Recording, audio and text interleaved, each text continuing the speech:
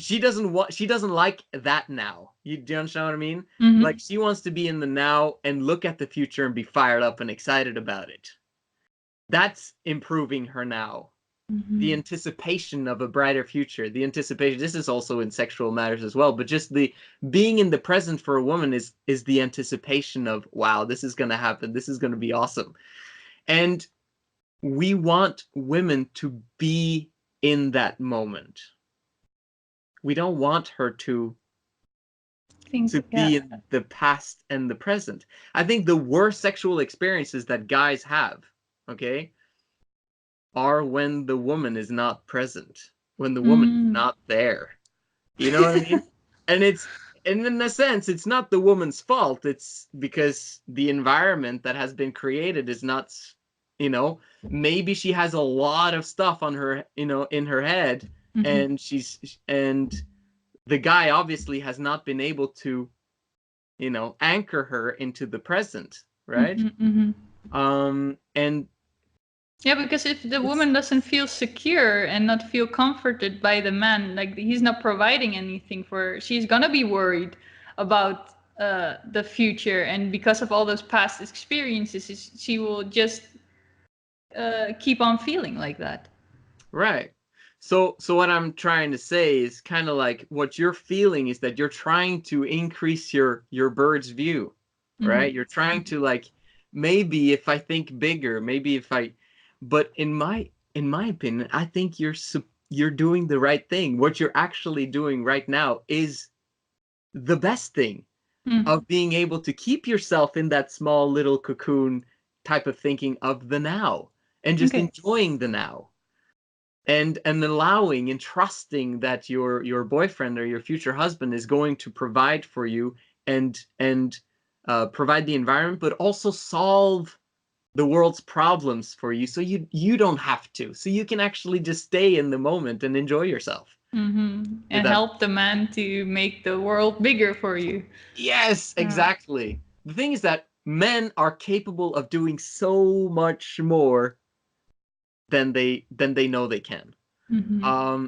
And really everything lies in the motivation of the rewards a woman can give them, both in not just sexual matters, even though that's a huge thing, but also in the terms of just adoration, just like support, just looking up to him, and kind Mm-hmm. of giving him power, infusing him, giving him food, giving him, the kind of the support, you know what I mean? Mm-hmm. Like in my own family, we have 3 kids, so I have to help out at home in order for it to work, right? Mm-hmm. But if I could choose, if it was up to me, and she could handle it, which she can't. She can't handle 3 kids below the age of 8 by herself Mm-hmm. all the time. You know what I Yeah. mean? And if she does, she's gonna be lonely and it's not gonna be fun. But but if I but if it was possible, if we lived in a community where there was more women or whatever, I would be out there 12 hours a day and loving it, to Mm-hmm. compete in the marketplace and then just come home and then just enjoy the small little hours of the day. It's kind of like quality hours that would be for me with the family. And then I'd be out there providing. And then they'd be Mm-hmm. happy because they have everything that they need. You know what I mean?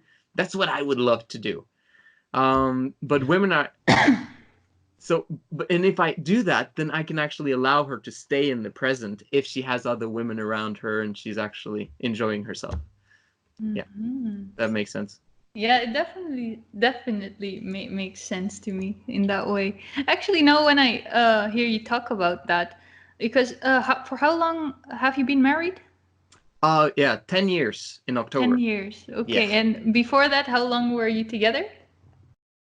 Oh, well, actually, we became a couple in May, and then we got married in October. Wow. So that was 5 months. Okay, so That you knew it right from the start. No. Okay. Yeah, How it did was that go? she had all it's the yeah. I was gonna say that it's described on my channel, the first few videos of the channel, but I'll explain it now too. Okay. It's the first 6 weeks. Hold on, let me just get that straight. Yeah, so the first 6 weeks, it was basically just us dating, trying to get to know each other. Um, well, in fact, she actually went back to England because she was living in England at the time, And in July, I told her, you should come to Norway and we should try and see if it's going to work out. So that was basically 3 months from May to July where we weren't really together. We were apart and just calling each other and Skyping, whatever. And then in July, she actually said, okay. And so she left her job. She left everything. She quit her job. She went to Norway and she was dedicated. She was like, I'm going to marry this guy. Like that was what she was thinking. She wasn't telling me that. But I also wanted to get married. She knew that, but I wasn't sure if it was her. And I was kind of looking at another girl at the time. But since that girl was in America and this my future wife was in England, I was like, it's kind of logistically easier to make things happen there. So she came hoping that maybe this could work. And from July, it took 6 weeks for us dating together back and forth and not having sex. And then after 6 weeks, we made a decision to get married. And we got married 6 weeks later. Wow. Okay. And then she got pregnant 6 weeks after that. So kind of like a 6-week thing. Yeah. Oh, nice. And then after that, you got 3 children. Yes. Okay. Consecutively. So the oldest or the youngest one is now 5. Okay. And what I'm curious because I'm also all about that life. I want a lot of children. I want to get married. I want to be stable in that way. I think that's what makes me it feels like that's I don't have these big goals in life. I like just Good to for you. small. My boyfriend is all about like you growing his business, and what I've heard you talk about in Alana's video is the same mentality, same mindset about that. Yeah. And where did I want to go? Oh yeah, I wanted to ask if you have any tips in making this all work, like a relation or a marriage, from going from a relationship to a marriage, because you always hear also standard in movies and I would say in the media that after marriage it all goes to like it goes downhill from there. And it does. Okay, tell me about that, please. Yeah. And that's kind of like an oxymoron type of message I'm sending out, because I'm telling guys, like, just avoid women for now, establish yourself first, and then you can focus on the women in the future. And I completely stand by that. But at the same time, I also explain that if you're not prepared, then it's going to go downhill from there. You have to understand the principles that's going to make that work, of how can you avoid the going downhill. The fact of the matter, if you know that it's going to downhill, that's going to prepare you in advance, right? And it might just be a temporary downhill type situation. Okay, so let's say, do you live with your boyfriend, by the way? Yeah. Yeah, okay. So when you first find the girl that you're kind of like, maybe she's the one, and the girl is like, maybe he's the one, and things are actually going very well, and you're in love, and everything's wonderful. Obviously, that emotion is probably not always going to be up there, right? Because the fact of the matter is, like, the more emotional a guy is, he can keep it consistent there, but the woman can't. Okay? Yep. Like, for him, he could be in love all the time and everything would be wonderful, especially if he practices semen retention. But the woman, because of his lack, because she doesn't have everything in her life that she desires, because her environment is not provided for correctly, she will look down on him. And the moment she looks down on him, then suddenly the in love is gone. It's like poof, is like disappeared. And it only comes from the fact that he was not prepared. And so how do you prepare? Is basically, so this is a message for guys. How does the woman prepare? Well, she needs to be very specific on what kind of lifestyle she desires, right? And so I would say to the guys, 90-day challenge of semen retention. And then I would tell the guys that make semen retention a lifestyle. Don't ejaculate. Because my story was, I was practicing semen retention without knowing it because I was religious at the time. And so for 5 years, I was pretty much semen retention, no porn, nothing. I was like, controlling myself. And then the moment I got married, ejaculation all the time, twice, 3 times a week, like ridiculous, okay? Because I thought it was free for all. I think now I'm married. I don't have to control myself anymore. This is awesome. I was so wrong. The fact that I did that continuously, that was really a big factor in the relationship going downhill from there. And it also is the fact that once you do get married and the commitment has been made, the woman suddenly gets bigger expectations for what is okay and what's not okay. Because when you're just living together or you're just boyfriend, girlfriend, the woman is kind of like, I could lose him at any moment in time. Right? Because he hasn't made a commitment. So, and I want him to make the commitment, so I'm going to be in my place and I'm going to kind of make things nice and wonderful. But the moment he makes the commitment, then she now immediately gets the power in the relationship because he's committed. He's now we're going to create a family, so now she expects a lot more from him than when they were just living together. So it's kind of like there are some benefits to just living together compared to the marriage part, but that also it's a two-edged sword there because, you can end up having many boyfriends, living together with a lot of boyfriends, eventually before you get married, if that's the only lifestyle you accept. So I don't know. I don't know if I'm giving you proper tips. Like what kind of are you looking for? Like, no, I think this was pretty interesting. So I see this what you mentioned, that when you guys committed to each other, when you got married, is when you thought, oh, I can let go of all of it. You stopped having the control basically over everything in yourself. Yeah. And that was one of the things that you felt that makes it go downhill. One of the biggest things. So if you make semen retention a lifestyle and you learn complete ejaculation control, which is possible, it is possible, guys, right? Then that would help a long way. Because she won't ever want to be with anyone else, if that makes sense. Because it's so rare. There are no guys who do that. Right? Yeah, true. So if a guy actually practices semen retention, has full ejaculation control, he can go for as long as he wants, whenever he wants, and he does not have erectile dysfunction, everything's hunky-dory wonderful, then the woman has security in that. And the fact that she has security in that, it allows her to look at her future as this will get better over time because at least the sex is good enough for me. Do you understand what I mean? Okay. Like at least he gives me that and it's better than what I've ever had in the past. So I don't think I could find anyone else that is better in that sense. So that helps a lot. Okay, and yeah. And now, also when you mentioned when the woman notices that the man is committed, when you got married, for example, what things did you notice from her that she started doing? Because you said like it feels like she's then taking more of the control. Right. So first of all, the roles need to be established.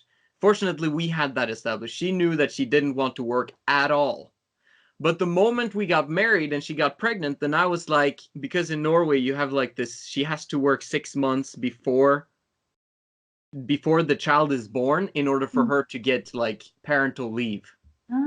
Which basically meant that if she worked now, she would get paid like 2.5 times the money she made from simply having the baby. Oh, nice. So, right, so it's kind of like Norway rules, which basically meant, and suddenly I was looking at the money and I was like, you should work. And she's like, what? We made a deal that I wasn't going to work a single day in my life. And now you're telling me that I should work. And so that became an issue as well, that she's like, well, crap. So she ended up taking a job working as making pizzas at a pizzeria for 6 months. We ended up getting the money, but I basically lost the control again because she looked down on me from the fact that I wasn't able to provide, and she didn't have to worry about the money and go out there and make money. But I was like, the easy situation, let the government take care of us, but that's not masculine at all, so that was one aspect, and another one is, the financial aspect. So I teach men semen retention, get your finances in order, and get ripped. So if you've got those three there, you can provide, protect, and you are practicing full ejaculation control, man, you go a long way in creating a deep, strong relationship with the woman that you can create a family and beautiful children with. And what I also get from this, that it's super important to really tell what you want from a relationship, that not mold yourself to other people, their expectations, because then you won't get that what you want. Because I think many women want to be taken care of in that sense, provided for, feeling safe, and that they don't have to worry about the income because the man is providing that for them. But I think they are made to feel guilty about it in this moment. And I remember when I met my boyfriend, I was really straightforward about it, that I see it almost as a dream to become a housewife and to take care of my children and to cook and clean and go with them to school. And I just can't I visualize it completely. I can just see that. And just being open about that, I like all these traditional type of things. He also opened up about it, that he also likes all these traditional type of things. Yeah, you can only get that connection like that if you're just open and honest. If you tell someone or some guy as a woman that you want to be a housewife and he says like, oh, I don't want that, then that's not going to be the partner for you. It's not a bad thing. It's okay. Then don't start something with him, or let your emotions get the best of you in that situation. Absolutely. And just if you just keep on being open and honest with yourself, you will find that good relationship, and you will find somebody that completely agrees with what you want to have and will provide it for you, and other way around. Beautiful. Yeah, I think that it's really important to just say it to the world, write it down, and not feel guilty about it because the feminist people are saying that you have to get a job. Right. Exactly. Yeah. No, it's very important that you know what you want. I completely agree with that. And that there's just another aspect on the promiscuity that we touched upon in the beginning, is the fact that the lower sexual partner count a woman has, the higher value she is. So Girls of High Value, right? My other channel. It's kind of like the lower sexual partner count you have, the higher your value is going to be, which means that the higher standard you can set for what you accept and do not accept. If that makes sense.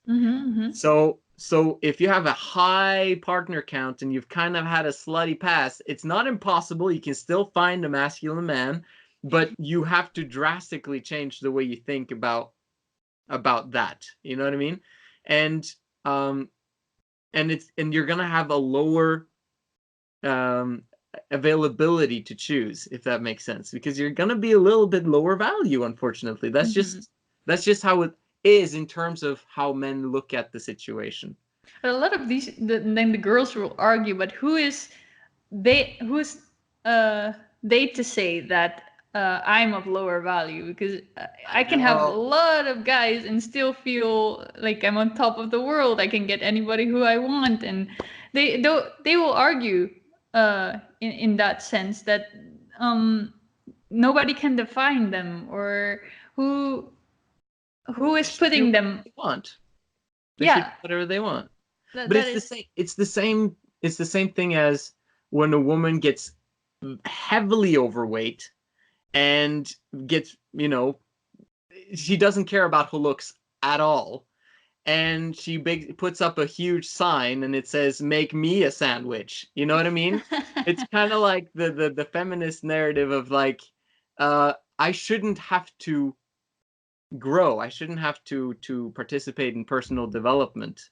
And to some extent, I agree, because women naturally, if they're unburdened, they would naturally grow personally and actually want to improve make things better and do that thing. But when men don't actually take the responsibility and don't create that environment, then women are going to react that way. So and I do think that even though you feel like it's the right thing, for example, women like that, there are always going to be consequences, negative and positive. So it will always result into something. right. And that's the thing what I think most of them don't look at or don't remind themselves of. Yes, you can do whatever you want, sure. You can be promiscuous, you can sleep with everyone you want, but there are consequences to it. Yeah. So I'm always saying, of course there's a part of judgment in it. Like, I won't do that. I am not going to do that. I don't think it's right. And that's fine. I don't think judgment is a negative thing at all. But I am also like, you can do whatever you want, but just know that there are consequences to it. And when the consequences are negative and dragging people down, yes, I will speak up about it. Because if you're promoting this message to girls, you can do whatever you want, be promiscuous, sleep with everyone you want, you're leading them to negative consequences. And it's going to be very bad for them if that's not the road they want to go to eventually later in their life. If they're really thinking about, I want to be slutty right now, but later I want to have a family, it's going to be a lot harder for them to achieve that. So it's good that, for example, I see it as good to speak up about it. Yeah. Even though if I get really negative comments towards me that they should do whatever they want and just don't judge them and blah de blah. And but yeah, I always feel so sad for these girls that they follow what the mainstream is saying to them, but it's leading them somewhere where they don't want to head in. Right. And it's all again because of that they're looking at the now. They're not really looking at the future picture. They're not even thinking about the future. Yeah. And the only future they're thinking about is, oh, I need to succeed at school because I need good grades, I need to go to college, and I need a good job. I mean, imagine if they thought about the future in terms of a husband and a wonderful family and setting up their life for marital bliss and happiness and success in that, the most important organization on planet Earth. You know what I mean? And they spent the amount of hours that they spend at school on that instead, like in preparing that instead. So that's why I'm big on homeschooling, by the way. We homeschool our kids. Okay, good. Yeah. Good So I'm kind of like, man, if women knew that is the big picture, the family creation, then I think it would be a lot different. They would prioritize a lot differently as well. But the thing is that they need to be taught, and men also have to be clear about their standards. But if men are not living up to their own standards by personal developing, by having huge ambitions for themselves and setting goals, then they can't really tell women what to do either. You know what I mean? Exactly. They have to raise the bar for themselves first, and then they can expect whichever girl that they want. Because you raise your value massively, men of high value, you will get a girl of high value. Yeah. A girl with low partner count, and she'll love you forever because it just works. Yeah, I completely agree with that. And that where we just talked about that, I mentioned that you have beta and alpha. Yeah. These terms are being used like that. And when you describe a girl like that of high value, and I see her more as this alpha type of female, because she, instead of just taking the easy route of just going to bed with everyone she likes, she is actually saying no. I don't. That she's not taking the easy part, because saying no requires self-control, self-discipline, all these types of things. So you're actually training yourself to become a person with higher value, higher status. And the other way works also. Although I would argue with that, but of course for men it is more of an achievement to make a girl sleep with her, get in that type of a relationship. However, I would still be So you I don't think wouldn't it was wish. you don't think it was an achievement that I was a virgin when I got married? That's a big achievement. It's a I would bigger say so. achievement. Yeah, I think it's a bigger achievement than a yeah, guy managing to sleep with 10 girls. that's true. I agree with that. But I do find it takes more Just effort for a man to get with a girl than the other way around. I So completely I wouldn't say that that's I would say that what you have done is a bigger achievement, especially in today's world where everybody's thinking you can do whatever you want without thinking of the consequences. right. Um, but still, it is when you compare it to women, Yeah. they have to go through much more effort for it. But that's also the thing that probably men who do that in that type of way, that's not their true nature, because in the beginning I would say they portray themselves as this man of higher value to get with the girl, but then when they get with the girl, it's gone, they lose the control. So I would, when I think about this, it's in the end still, yeah, not It's such a still great low thing. value. Yeah, It's yeah. still low value because they, like, very often the players, they put on a mask, right? A Hmm. facade, until they're in bed with the girl. And then once they're in bed with the girl, they might actually want to date further with this girl, but the girl kind of over time notices what man this is. Hmm. And she will discover that he is low value simply from the fact that he doesn't have a higher standard for himself, or like, of course there's a different degree to all guys, but I use a lot of generalizations, a lot of in order for people to understand the principles behind it. Like, you can't speak for everyone, and everyone's different, but at the same time there's just some principles that work, right? Hmm. and Hmm. and the more people practice it, the happier people will be. And really, we got to think about the next generation. Yeah. Just like I spoke about my friend having that baby, that little baby girl, and just his excitement. Like, he's my age. He's 33 years old. It's his first baby. And that he delayed that process 10 years. Imagine if he had that 10 years ago. Like, he'd Mm. he'd still have the same emotion, but now he's more financially set, right? Yeah. But in this day and age, you can be financially set at 23 years old. It was just, I could have done that too. I was just not, my first goal was to get married. And so, yeah, no wonder everything went downhill from there. But anyway, we picked it back up though. Hmm. Yeah. Okay. Yeah. So um, there was a question I wanted to ask you. Let me see if it pops up again. Um, yes. Do you also talk about nofap on your channel, Men of High Value, or do you say it in different terms? Oh, I call it semen retention. Semen retention. Oh, yeah. Okay. Okay. Semen See, retention. yeah, I remember because the the no question. the nofap community is like there's like too many now, right? Mm-hmm. And I think probably I'll get demonetized because of semen. The Yeah. word semen actually, Crazy. makes me, but at the same time, I'm like, if I can just grow my channel because people actually find me because they search for it, then, eventually it doesn't really matter if I'm demonetized because yeah, anyway. And why do you think it is important for men to do this? Semen retention. Mm-hmm. Because it has to do with it's your life force. It's your masculinity. It's if you're just wasting away your sperm. I have a video called "Sperm." Your sperm is your potential.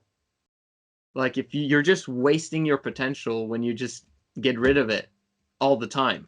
Like, if Mm-hmm. you just used it in order to create something instead of, you obviously we don't create babies very often. So there's a reason why that sperm is there. It's not Mm-hmm. to create babies every single day.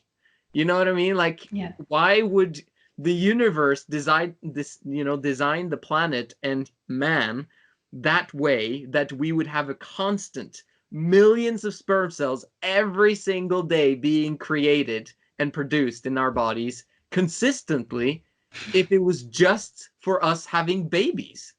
It doesn't make any sense. So there is a creative force behind it. There's a life force behind it, and it's what we were designed to have continuously in our bodies to provide motivation, to get us going, to be men, really. So anyone who actually gets on the semen retention train and starts practicing it and then makes it his lifestyle, that this is just what I do, like, it'll improve his health, it'll improve his habits, it'll improve like every single aspect of his life. And the ones that believe that it doesn't, they haven't tried it. They haven't tried it for a 90-day period and gone further along, right? A lot of guys maybe do it for 30 days and they're like, yeah, it wasn't that big of a deal, you know? Try it for 90 days and see what actually happens to you if you're like staying committed to it and making it happen. Okay. So that's, in that way, it's very important for men. But then I, for example, get the question a lot, but you're a girl. Why are you actually doing it? Is it does it have any benefit? Or like, girls cannot do that because they don't have any semen. Like, how does that work? Even though I did experience a bunch of benefits. Right. And when I started it, I just saw it as a challenge, like any other challenge that you would do for 30 days. For example, waking up at 5 a.m. for 30 days or something. That I just saw it like that. I didn't think there were any benefits. I didn't look up videos talking about it. I thought just, oh, another challenge. I'm going to do this to see if it works. But then after 2 weeks, there was this really weird thing going on with my motivation. I just woke up with a huge smile on my face days after days, and I thought something is happening to me. I feel a lot more motivated, a lot more productive. And I thought, is this because I'm not masturbating? Is this because I'm not watching any porn anymore? And I thought, yeah, it could be, but I'm also going to the gym every day now, and I'm like doing also other things. It could be attributed to that. So I kept on going and going, but it felt like my life was just improving and improving, and it was like something really cool was happening. And then I really noticed that, hey, this really could have something to do with not watching porn and not masturbating. So I started to look into it. And yes, there's so many people explaining the similar things that were happening to me. And I read about the dopamine system and how that all works. So it made a lot of sense to me. So I have experienced many benefits. On the long term, it is insane as well, because there's no more, that there's maybe bits and parts of still toxic images, but not as much as back then. Like, you stop to compare any situation with a pornographic content anymore. It's just not there. You stop to the connection between that physical sensation of feeling aroused or anything is not anymore associated with watching porn or masturbating. I can use that now to make a great drawing or do other creative things. It's not anymore, oh, I need to release that through masturbation. So I've experienced so many benefits, and I'm always telling girls should do this too. Right. But I saw in your video with Alana that you mentioned that it's actually good for females to masturbate. And why is that? Or masturbate, I mean to orgasm. That's the thing you said. Yes. Okay. Well, so what's different between you and Alana is that you actually have a boyfriend. So you actually were having sex during that time, correct? Well, you weren't having a boyfriend at the time. I don't know. Let me see. To make it short, if it's TMI. No, it's okay. When I started with NoFap, I was in another relationship, but it was going downhill. So I had this huge period of not having intercourse. So I could do the hard mode, like everybody's saying. So I experienced that in that way in the first time. But after that, we broke up, and I had another relationship, and that is when things started to get really wow in that sense. Right. It was exactly. Well, first of all, the biggest problem for women with this topic is porn. That's the biggest problem, because women are monogamous by nature, and when they see other guys, they are they're not in tune with themselves. They're not in tune with their emotions. They're not in tune with the world, with what's going on, and it will make them more upset and create emotional instability in their lives, something that's not right. And so if they manage to get rid of the porn, that's a huge thing. But in terms of the masturbation thing, like, I spoke to Alana about it, and in that interview, and I spoke about how the fact that she was addicted is the biggest problem. So if she got rid of the addiction, then that would make her more feminine, if that makes sense. Like, you want to get in tune with your feminine nature, not your masculine nature. The masculine nature would be to, several partners and, all that stuff. Mm-hmm. But the feminine nature would be to be in the present, to enjoy yourself with what you're doing right now. And if you're addicted to something, then it brings you out of the presence. It brings you like, oh, I have to masturbate because I have to, type of thing. So the moment you manage to break that addiction, then that would help you to feel more in tune with yourself. And the fact of the matter is that when women are feminine, they're actually in tune with their sexual selves, which means that, like, for men need sperm in their systems for them to be motivated and to be fired up and to get things done. For women, they have that naturally in them. It's like sperm is inside their body naturally anyway. It's not sperm, but you understand what I mean? It's kind of like their nature is way more sexual than men's. But the fact of the matter is that when men spill their seed, that's when they become feminine. So the more they ejaculate, the more feminine they are. But women, when they don't, I think if they keep it in, then it can create more femininity. However, I think it's, if a woman goes very long without sex and without masturbation and without all of that stuff, and she has had it in the past, I think it would become a burden for her eventually.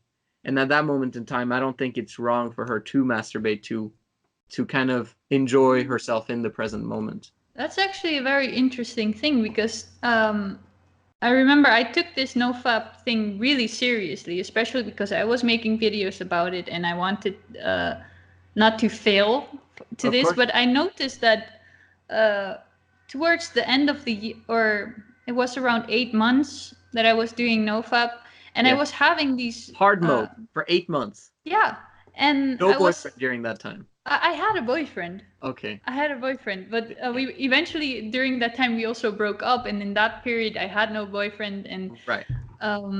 But I've noticed, because I was in that time period, I think definitely in combination with veganism. I don't know if you know about that story, but I was vegan for 4 years, and my health was steadily declining. Right. And that was also around that period that I felt big waves of depression, of feeling really bad, and then it would come up. But it was a constant feeling of feeling really low, purposeless, not excited. I didn't feel feminine at all. I just literally became dull. There was a filter over my life and just over myself when I look back at me. But I think it also had to do then with, when you explain it in that way, just continuing doing nofap, hard mode, not having a boyfriend at that time. I think that also made me feel less feminine, less